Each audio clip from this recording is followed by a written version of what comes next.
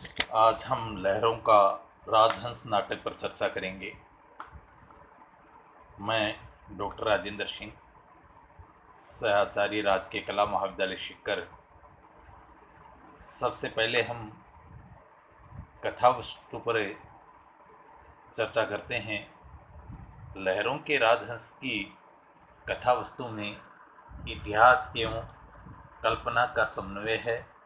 मोहन राकेश ने इस नाटक में ऐतिहासिक परिवेश में आधुनिक मानवीय अंतर्विरोध का चित्रण किया है। नाटक की भूमिका में डॉक्टर राकेश अवस्थी लिखते हैं, लहरों के राजहंस में एक ऐसे कथानक का नाटकीय पुनराख्यान है जिसमें सांसारिक सुखों और आध्यात्मिक शांति के पारस्परिक विरोध तथा उनके बीच खड़े हुए व्यक्ति के निर्णय लेने का अनिवार्य द्वंद्व निहित है। इस द्वंद्व का एक पक्ष स्त्री और पुरुष के पारस्परिक संबंधों का अंतर्विरोध है। जीवन के प्रेय और श्रेय के बीच एक कृत्रिम और आरोपित विरोध है जिसके कारण व्यक्ति के लिए चुनाव कठिन हो जाता है और उसे चुनाव करने की स्वतंत्रता भी नहीं रह जाती है। चुनाव की यातना ही इस नाटक का कथाबीज और उसका केंद्र बिंदु है। लहरों पर तैरते राजहंस की ही भांति नाटक के पात्र नंद और श्यामांग भाव एवं विचार के धरातल पर अस्थिर तरंगों में रहे हैं, जहाँ गति तो है पर दिशा नहीं है। वेच नाटक में कपिल वस्तु के राजकुमार नंद के बोध भिक्षु बनने के एवं उनकी पत्नी सुंदरी के रूप लावण्य की कथा कही गई है।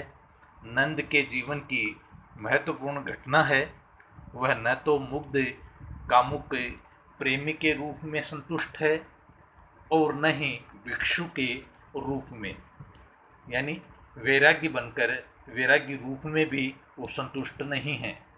दुविधाग्रस्त मानसिकता से पीड़ित नंद के संशयग्रस्त जीवन को चित्रित करने में नाटककार सफल रहे हैं। आलोच्य नाटक 3 अंकों में विभाजित है। प्रतीकात्मकता का निर्वाह करते हुए नंद की पत्नी सुंदरी द्वारा कामोत्सव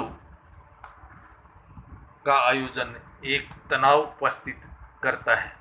इस आयोजन में किसी का न आना सुंदरी के आक्रोश का चरम नाटकीय बिंदु है। अनिश्चय, अनिर्णय और चुनाव के संकट में से गुजरना समकालीन मनुष्य की नियति बन चुकी है। नंद भी ऐसी ही परिस्थिति में जीने के लिए अभिशप्त हैं। उसका व्यक्तित्व 2 भिन्न प्रवृत्तियों में विभाजित है। एक ओर सुंदरी का रूपाकर्षण है तो दूसरी ओर बुद्ध की वाणी भी आकर्षण का केंद्र है। वह निर्णय नहीं कर पाता, उसकी स्थिति तरंगों पर ढोलायमान होने वाले राजहंसों की सी हो गई है। नंद अपने जीवन को संपूर्णता में जीना चाहता है, इसलिए वह भोग और वैराग्य दोनों जीवन दृष्टियों को अपने अंदर समेटना चाहता है। नंद सुंदरी के रूपाकर्षण में होते हुए भी वैरागी भिक्षुओं के स्वर से ज्वलित हो उठता है। नंद बुद्ध से क्षमा याचना के लिए जाता है मगर लौटता है तो भिक्षु बनकर।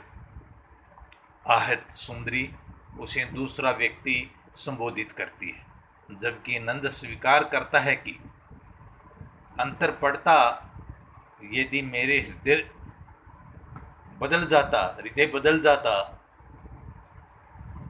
वह सुंदरी को विश्वास दिलाना चाहता है कि भिक्षु बनकर भी वह आंतरिक रूप से परिवर्तित नहीं हुआ है। नंद का बुद्ध के पास जाना और उसके आध्यात्मिक आकर्षण को प्रकट करता है, जबकि सुंदरी के पास लौट आना इस बात को दर्शाता है कि वह भौतिकता यानी भोग में जीने वाला व्यक्ति है। निष्कर्षतः नंद के भीतर प्रतिरोधक क्षमता का अभाव है, इसलिए वह एक मार्ग चुनने में अपने को असमर्थ पाता है। सुंदरी की ओर आसक्त भी है और बुद्ध की ओर जाने का आकर्षण भी। नंद का अस्तित्व भौतिकतावाद और आध्यात्मिकता में कहीं खो गया है, जिसे वह खोजना चाहता है। नंद का संशयग्रस्त व्यक्तित्व अस्तित्व के प्रति जागरूक होते हुए भी मन से दुविधाग्रस्त है। अब अपन चर्चा करेंगे नाटक की प्रतीक योजना पर।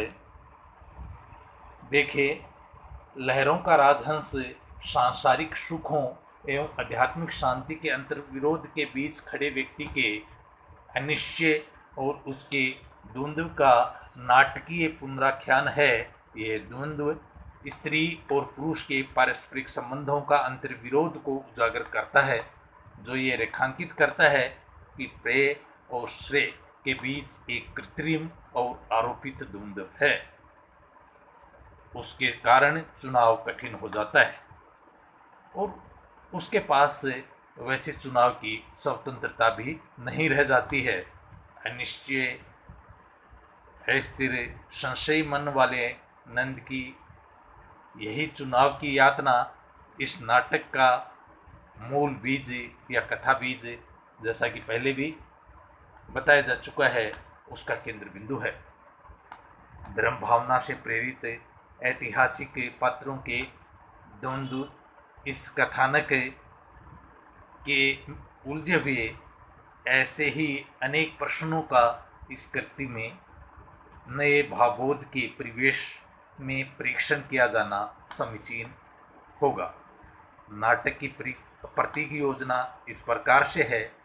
लहर प्रतीक है नायक या नायिका के जीवन की परिस्थितियों का या मन के अंतर्द्वंद या हलचल का। राजहंस मुख्य रूप से नंद के अस्थिर मन का एवं गौण रूप में सुंदरी का प्रतीक है। सरोवर सांसारिकता का प्रतीक है। दो दीपाधार पर स्त्री पुरुष नंद एवं सुंदरी का प्रतीक है। सुंदरी आसक्ति का दर्पण, सुंदरी के रूप और अहंकार का टूटा हुआ दर्पण नंद के मन अथवा सुंदरी के अहम टूटने का प्रतीक है। झूला अस्थिर मन का प्रतीक है। नंद की बाघ से लड़ाई नंद के मन में अंतर्द्वंद का प्रतीक है। मृग नंद के व्यक्तित्व का जो मन से हार गया या अंदर ही अंदर मरते बाहरी रूप से जीवित नंद का प्रतीक है। नंद के केश वासना का प्रतीक हैं। भिक्षुक संवेद स्वर वैराग्य का प्रतीक है। मत्स्याकार भोग भावना का प्रतीक है। नंद आधुनिक मनुष्य का जो जीवन में संघर्षरत है। वास्तविक घर आत्मिक शांति का प्रतीक है। इस प्रकार लहरों के राजहंस में सर्वत्र प्रतीकात्मकता दृष्टिगोचर होती है। आज के लिए बस इतना ही। धन्यवाद।